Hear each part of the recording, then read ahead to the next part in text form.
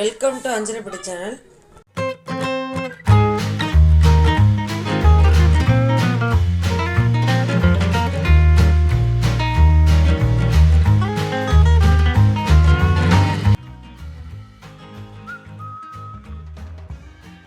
இப்போ நெல்லிக்காய் பொடி எப்படி பண்ணுன்னு பார்க்கலாம். இப்போ நெல்லிக்காய் வந்து 5 நெல்லிக்காய் நல்லா க்ளீன் பண்ணி வச்சுக்கோங்க. நல்லா அலம்பி நல்லா க்ளீன் பண்ணி வச்சுக்கோங்க. இப்போ வந்து திரும்பிக்கலாம். வேகெல்லாம் வைக்கல, பச்சையான நெல்லிக்காய் தான். பொதுவாக வந்து நெல்லிக்காய் யாரும் சாப்பிட மாட்டாங்க சின்ன பசங்களாம். இந்த மாதிரி பண்ணி கொடுத்துருப்போ நல்லாவே இருக்கும். இட்லி தோசை எல்லாத்துக்கும் நல்லாயிருக்கும். அது டேஸ்ட்டாகவும் இருக்கும். நல்லா கிரேட் பண்ண நெல்லிக்காய் வந்து நல்லா திருவினதை வந்து நல்லா வறுத்துக்கலாம். 10 மினிட்ஸ் நல்லா வறுக்கணும். நல்லாவே ஈரப்பதம் நல்லா போகணும். அது எப்படி தான் திருவினா ஈரப்பதம் இருக்கும். நல்லாவே திருவி நல்லா ப்ரௌன் கலரில் ஆகணும். பாருங்கள், ஒரு நல்லா ப்ரௌன் ஆகிடுச்சு. இந்த ஸ்டைல் நம்ம தனியாக பிளேட்டில் ட்ரான்ஸ்ஃபர் பண்ணிக்கலாம். இப்போ அதே பேனில் வந்து 2 டீஸ்பூன் நல்லெண்ணெய் ஊற்றிருக்கேன்.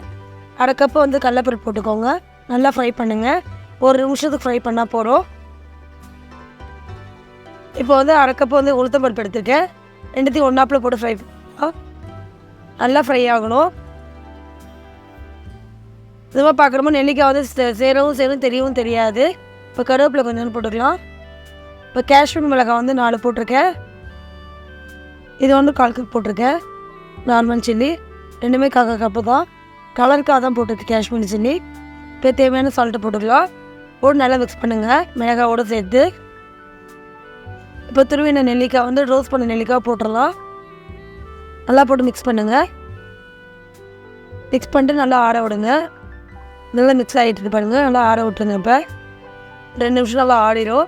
ஆடினதுக்கப்புறம் ஜாரில் போட்டுக்கலாம். அதில் உப்பு போட்டிருக்கோம். நம்ம போட்டு கிரைண்ட் பண்ணிட்டு வந்துட வேண்டியதான். இது இட்லி தோசை செவ்வாய் எல்லாத்துக்கும் நல்லாயிருக்கும்.